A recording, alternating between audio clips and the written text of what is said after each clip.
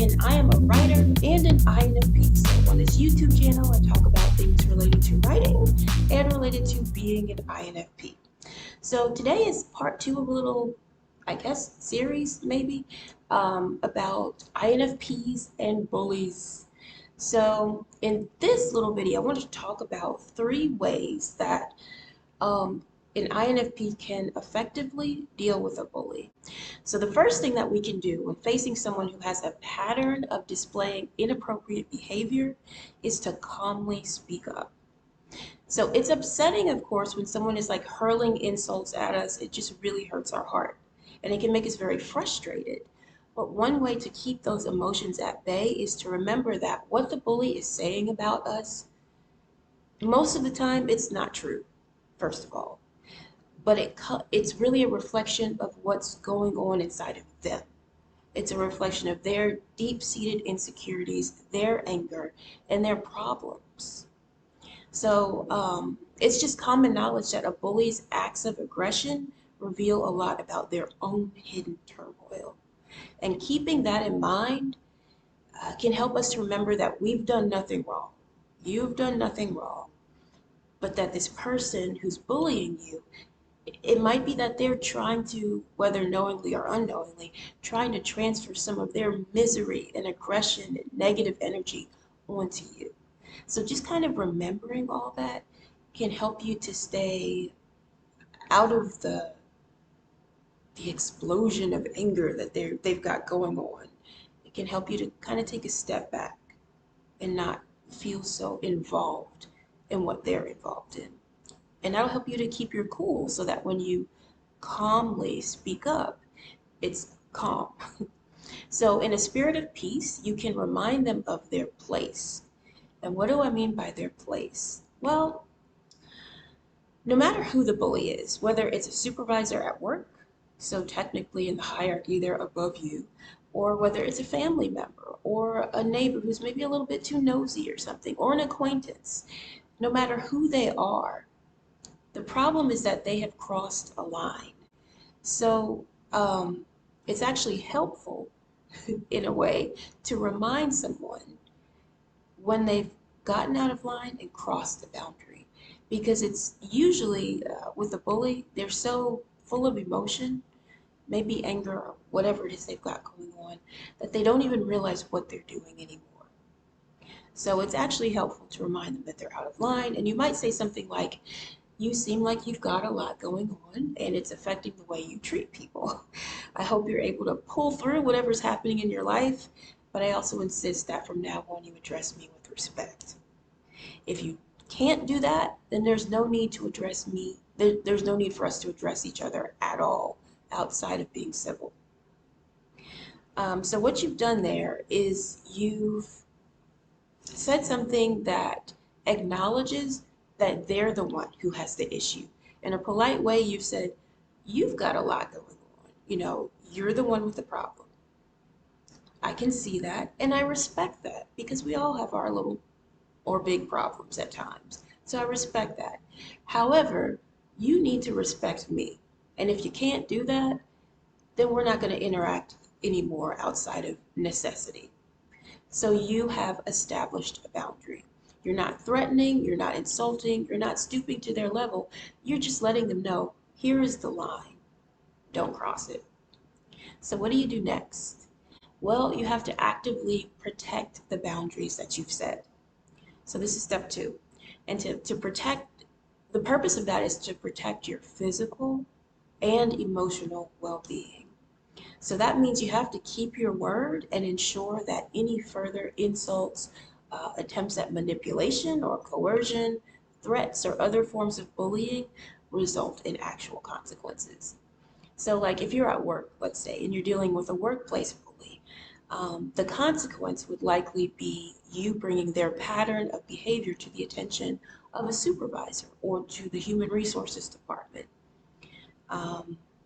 But if you're not at work and let's say the bully is like a sibling or an old high school friend or whatever, in those cases, a respectful but candid verbal warning should suffice.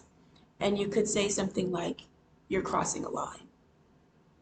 or you catch them trying to manipulate you or they're insulting you, could say, hold on, this is the sort of behavior that I'm not going to tolerate.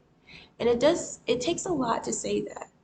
But a lot of INFPs, when we're in control of our emotions, when we're not incredibly upset, we usually do say things in a gentle way, generally.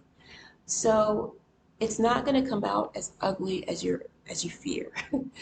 um, if you're able to keep your cool by just remembering that they are the one with the problem.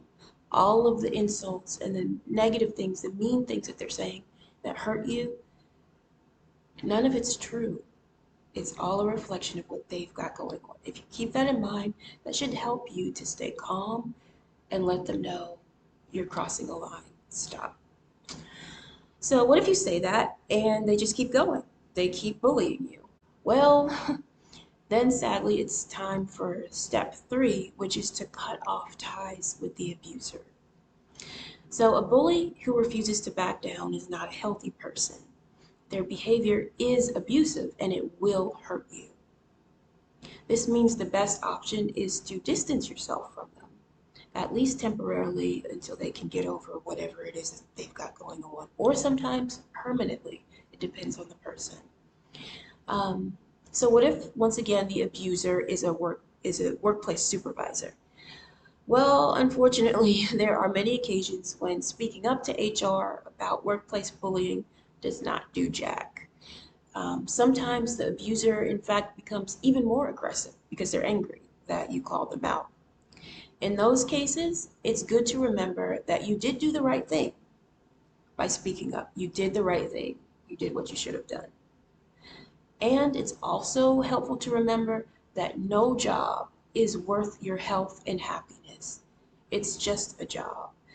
And giving up a job does not mean giving up your career, because there are other places that you can get jobs in the same career. So you're not giving up a career if you give up a job. So when it comes to cutting off ties with an abuser in the workplace, that means you would do well to begin creating an exit plan. In other words, you want to start looking for another reliable source of income that you can live on, and set a date for your 2 weeks notice. Maybe like give yourself a 2 or 3 months if you can take it that long. With my last job, I think it was 3 or 4 months, but things escalated and I had to like give 2 weeks notice even before then. So you do what you can. But in any case, setting boundaries protects your health and well-being, but it does come with a sacrifice. Um, it's hard to cut ties, whether it's with a job or with someone who is a friend or a family member. Just like choosing to eat well may mean sacrificing a really great meal that you would love to have at your favorite fast food restaurant in favor of having something healthier to eat. While leaving a job that pays well but makes you miserable because you've got a bully there, and opting instead on a career that makes you feel lighter and happier but may not pay quite as well, that's a sacrifice. Um, to make the sacrifice a little bit easier on yourself, just be sure to make sure you plan your exit very well. Try to have enough money saved, a good little amount of money saved, and have a solid alternative source of income in place before you leave. When it comes to distancing yourself from family members or acquaintances of bully, you may not be able to cut ties with them completely. Like you might see them at religious services, at weddings or parties, and that's okay. But the point is that you're not going to have them in your intimate circle anymore. So you're not going to invite them over for 4th of July barbecue, or for, I don't know, some other party that you're having. And if they send you an invitation to their housewarming party, you're going to politely decline, because why would you put yourself in a position like that where you're around someone who's abusive? And it's not that you're angry with them, it's not that you hate them, It's just that at this point in their life, they're unhealthy to be around. And to give an example of that, like what if you came home one day and you saw a family of raccoons in your kitchen? Would you be like, oh, they're so cute? And then just, get ready for bed and let them stay? No. Even though they're cute and you might like raccoons, you are going to take steps to get them out of your house because they've crossed a boundary. They're in a place where they don't belong. And in a sense, a bully is someone who is in such an unhealthy state of mind that they're putting themselves in a place they shouldn't be. They're crossing boundaries in your life and actively hurting you, either physically or emotionally, or sometimes both. They should not be allowed to do this. So, INFPs, we might be gentle souls, and it might be hard for us to stand up for ourselves sometimes. But when it comes to facing a bully, it is something that we have to do. And those three things can help by first staying calm as we speak up for ourselves to the bully and address them directly. And then I forgot the second one. It was calmly speak up. The second one was actively protect the boundaries that you've set. And that means keeping your word. And whenever they cross the line, let them know you've crossed the line or say something similar. And then thirdly, if the abuse continues, to cut off ties with them because no one should be around someone who's abusive. That's just wrong. All right, well, that is it for today. Thank you for watching. And if you're dealing with a bully in your life, I hope that you're able to get through this time as peacefully and with as little trauma as possible. And I hope that whoever is bullying you gets therapy and gets over whatever it is that they're going through, because people who resort to that usually do have a whole lot going on that needs to be addressed. All right, take care. See you later. Bye.